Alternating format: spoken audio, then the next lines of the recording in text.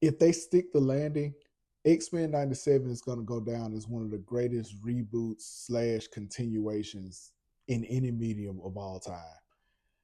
This is a masterclass in storytelling, and we we more than deserve it as fans of Marvel and the MCU. Let's get into it.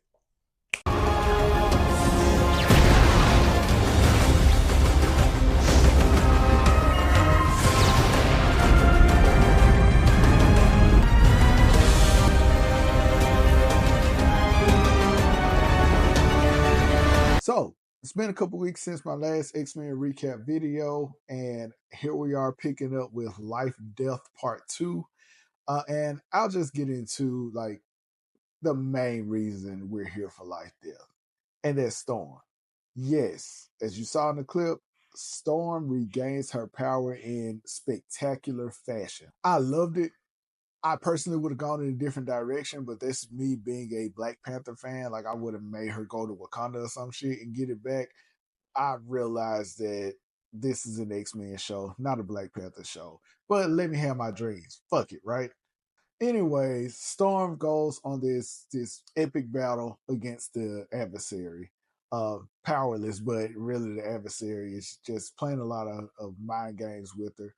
Forge comes through with some magic shit and pins the adversary down. Then you find out the adversary is more than just, you know, being held at bay with a spell or whatever. She's actually, well, not she. I don't know what the hell. What the hell is the adversary? Anyway, they're actually in Storm's head, and those mental blocks are why she can't tap into her powers, which is really interesting because it suggests what we kind of already know, and that's Storm is more than just the X gene. Like the X gene, it plays a part into her power, but you really could say that Storm is a deity, and she comes off as such.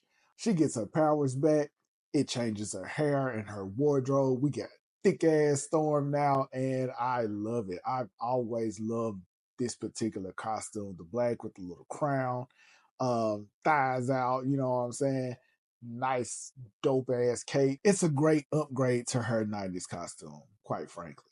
And I believe they use this costume in X-Men Evolution. No, they used like a version of it in X-Men Evolution. But I know Wolverine and the X-Men, they had this costume as well. So it's really dope to see in the '90s X-Men cartoon.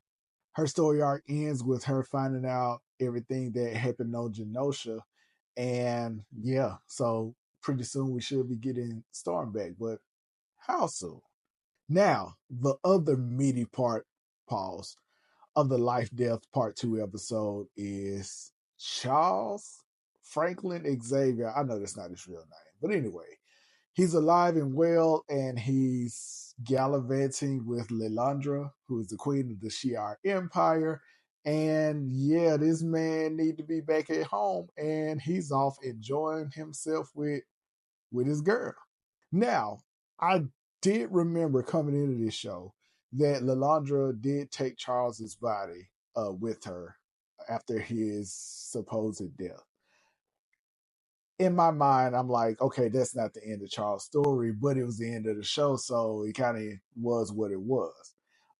Once X-Men 97 dropped, I wondered if they were going to kind of retcon that and make it so that Charles actually died for the sake of the story. So I kind of just put the Shi'ar part out of my head. Well, that was a mistake because here we are. Charles again is not only alive, but they done made this man some damn armor that allows him to walk around and shit like he owned the goddamn place. And then Leilandra comes out of nowhere and she tells everybody, "Hey, this man is about to rule alongside me. We getting married." And her sister was not having that shit, man. That bird was awesome in this episode. Her calling um calling Earth, or really the entire galaxy, a Milky Way ghetto is a classic line. Black Twitter loved it. People kind of took off with it who watched the show, and it was a perfectly delivered line. And she was a fucking hater. Like, she was a diabolical hater the entire time. But I kind of felt where Deathbird was coming from. Like, just because this is your mutant lover doesn't mean this man has a place to rule over us in the Shi'ar Empire. And this episode had some good action on the Shi'ar side as well.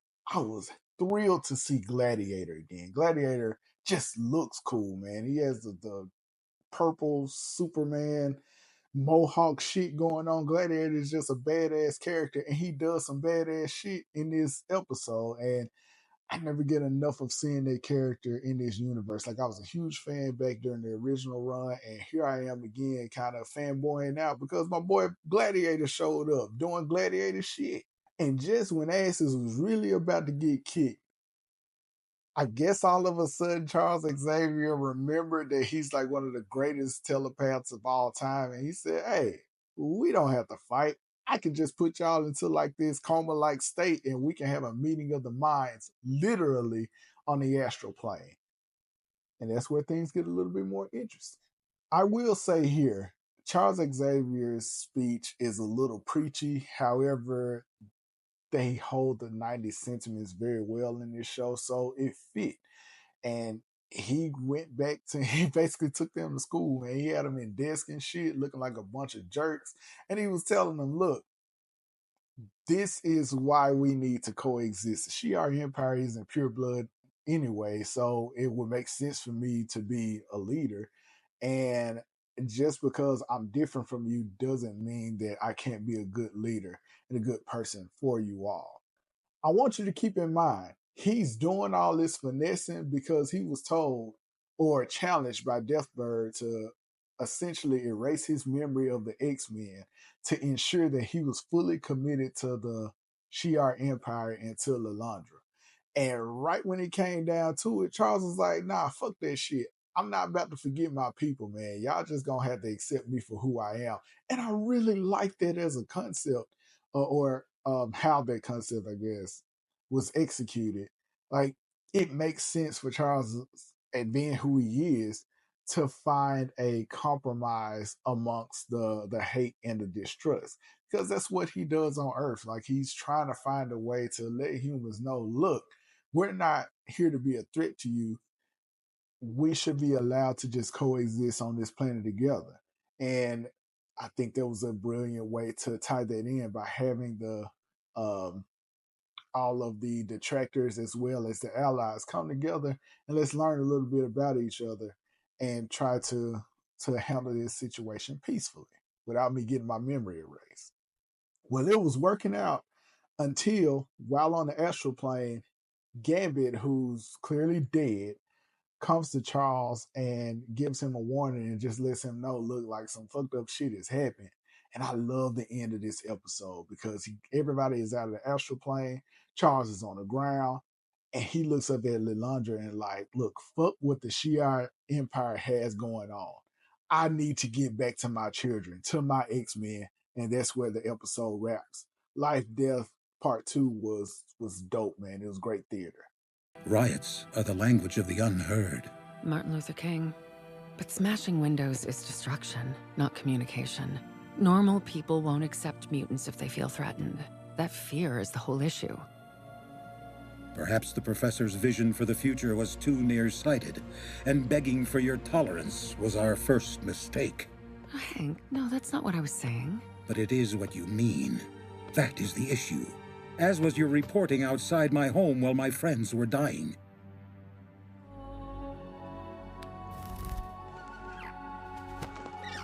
Now forgive me. I dare not waste any more of your tolerance, Miss Tilby.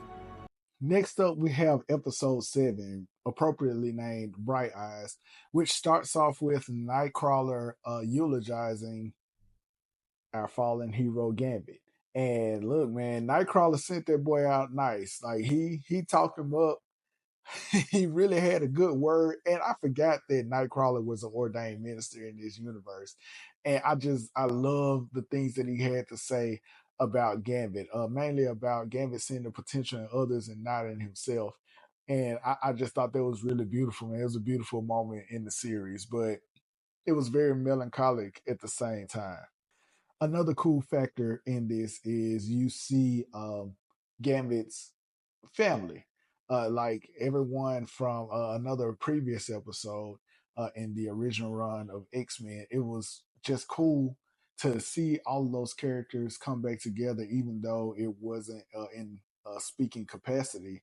It was still dope to see them, and I thought that was a really good attention to detail, so to speak. Then we catch up with Rogue, who is on the warpath. She didn't attend the funeral. Like, she wants answers for what happened on Genosha. And she starts by going after Thunderbolt Ross. And the funny part about this is Thunderbolt is saying how this facility that he's in was designed to basically keep the Hulk in or keep him out, just whichever one came first. So nobody had to worry about little old Rogue getting in. And she immediately comes in after kicking a whole bunch of ass outside, and she demands answers.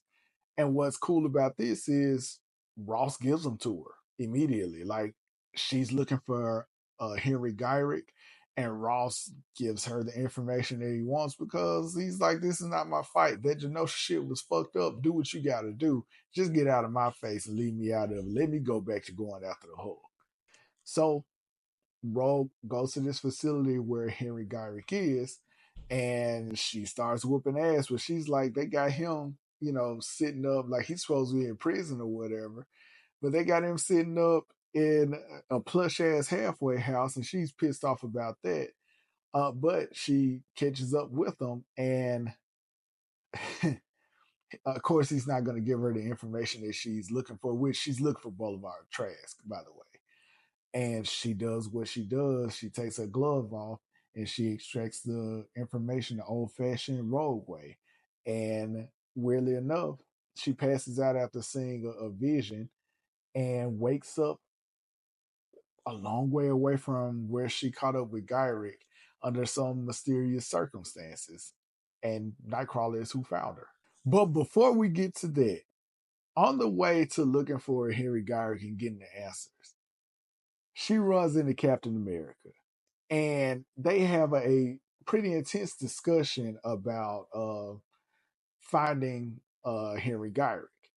And Cap kind of gives her the answer that she's looking for.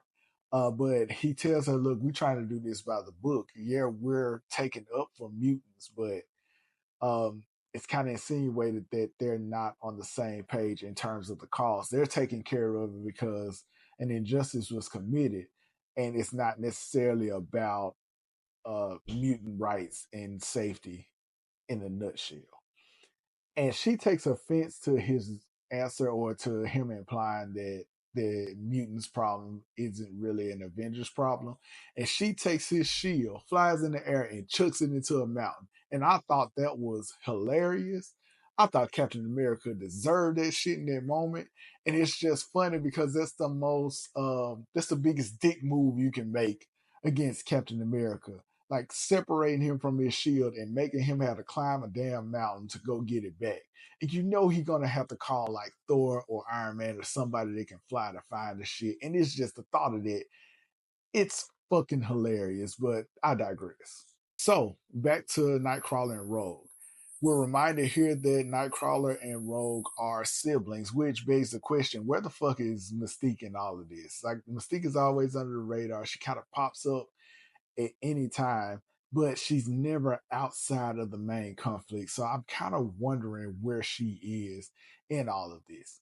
But Nightcrawler kind of helps Rogue confront her grief over Gambit, and you get a sweet moment between siblings in which Rogue is just taking the time to properly grieve Gambit before focusing on her mission once again, and things take off from there.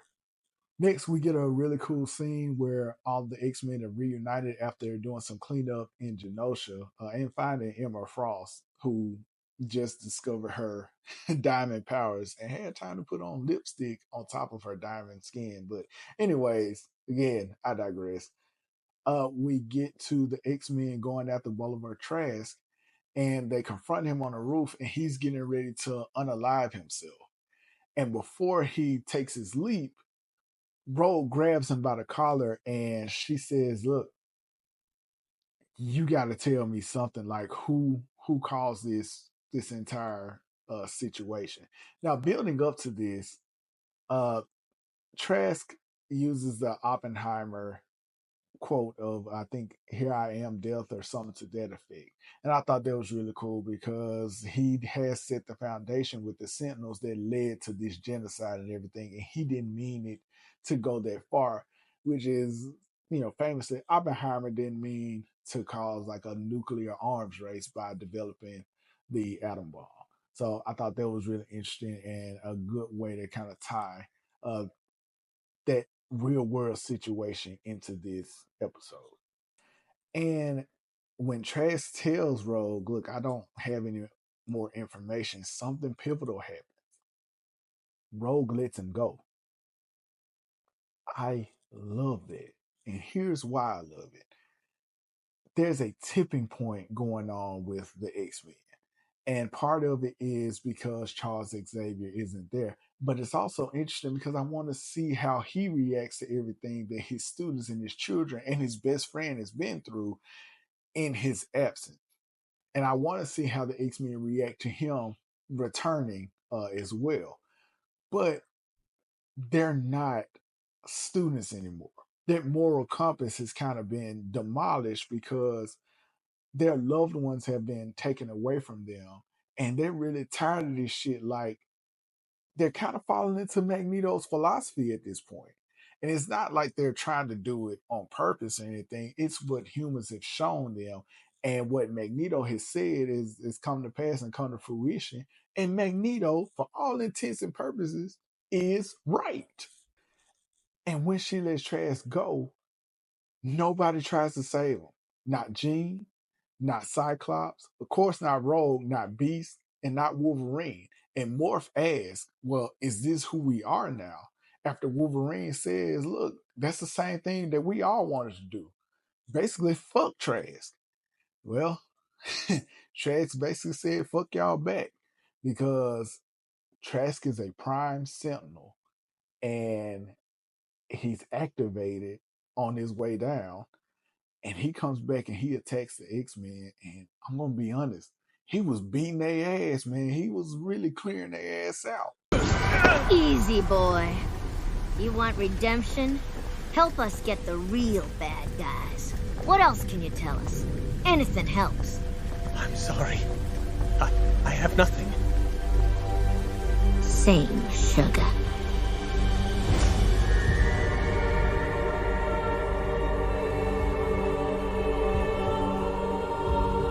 So Boulevard Trash is coming out, beating people's ass. Like, he using all types of new Sentinel tricks and shit. Like, he was, and it was creepy as shit, which goes back. I don't know who the horror fan is here, but they kind of taking some elements from Terminator in this shit. I kind of see a little bit of Ghost in the Shell in it. Like, I was just reminiscent of it. But anyways, Boulevard Trash is creepy as shit as a prime Sentinel. And he beating everybody ass, and then out of nowhere this bomb comes out and kills him, and Cable shows up again. And here it's revealed that Scott realizes that Cable is Nathan, who he sent off back in episode 3, sent to the future with Bishop. And he's faced with it, and Cable is like, "Look, let's keep the main thing." He's also aware that Jean Grey isn't his mom, and Madeline Pryor also is dead at this point. And he's telling them, "Look, man, shit is about to get real really fast." And then we cut to the biggest reveal in the episode. Our merry band of muties have been selling the world a very big lie. And so have I. We've been waiting to see who the mastermind behind the events of season 1 so far, who that has been. And it was hinted that it was Sinister, and it may be, someone else. I've seen a lot of theories out there as well. Personally, on this channel, I said it was going to end up being Apocalypse, but come to find out, it's Bastion. And for those that don't know, Bastion is a fusion between Master Mold, And Nimrod, and Mashimoto, of course, creates Sentinels. Nimrod is an advanced Sentinel from, I believe, Cable's timeline. Yeah, from one of Cable's timelines. And they're the fusion, or Bastion is a fusion of those two villains. And his technology is like beyond advanced, and he's been pulling the strings the entire time. Sinister is like, look, you should have sprung your plan on them when they didn't see it coming. I don't know why you kind of, played your hand and revealed your first Prime Sentinel. And Bastion is like, nah, I've had time to really study this whole situation. And he does a little time travel too. Being that Nimrod is from the future, like he has some advanced knowledge of future events. So he's playing this a certain way, like somebody who is seeing how everything plays out. And he's creepy as shit. He's voiced by Theo James, and Theo James does a great job of just really making Bastion sound unsettling. And this is truly the biggest threat the X-Men has faced thus far. Then we get our other big reveal. Magneto is alive and Bastion has him in his custody. He has the power dampener collar around his neck, and Bastion, he starts shaving Magneto, and he's basically telling him, look, I'm prepping you for something. And he doesn't say what it is, but you really feel that anxiety, that worry for not only Magneto, but the rest of the X-Men.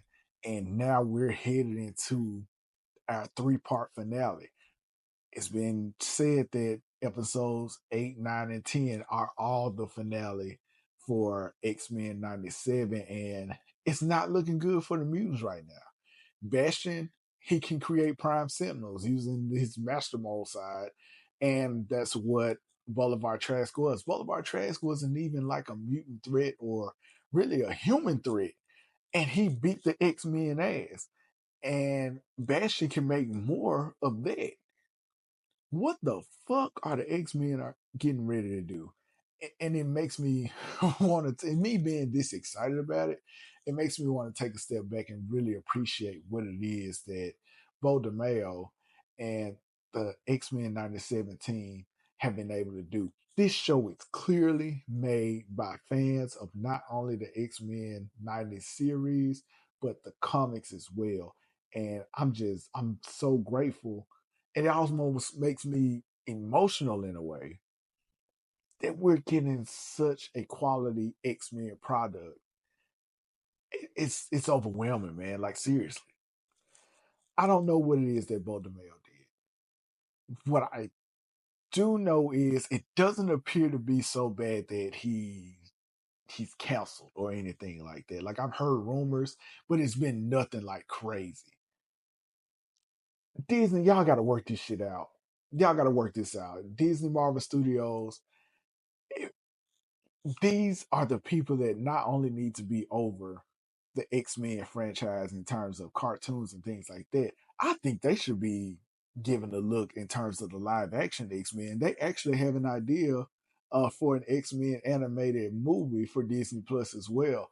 And it's just such an exciting time to be an X-Men fan after not having really a whole lot for so long. We get X-Men 97, and we're also getting Deadpool and Wolverine. Like, bring Bo DeMeo back, man. And then he's on Twitter interacting with fans and prepping us for the finale.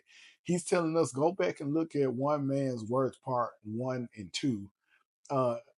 I think another episode called Descent. Like he's telling us different episodes, and he says you need this knowledge, or it's good to have this knowledge on hand for this 3-part finale.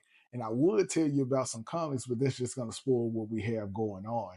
He's just getting us prepped, and this kind of love and this kind of care going into this show is what we want with all of the Marvel properties.